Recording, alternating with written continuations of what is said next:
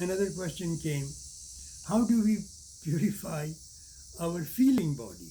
What I call Sukshma Sharira, subtle body. All our feelings come to us from the subtle body. And subtle body sends the feeling, the right hemisphere of our brain picks it up, brings it to the heart, we feel it. In fact, there is another route as well.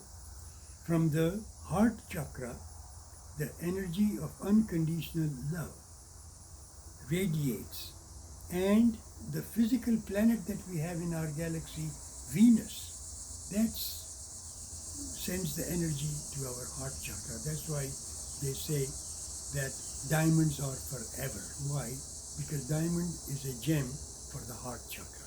In marriages, people give the diamond to their sweethearts for that reason. So, how we do the purification is with different breathing techniques, different sounds, developing the touch awareness, and top of it, mantras filled with feelings. They purify the feelings and they replace them with beautiful feelings of devotion.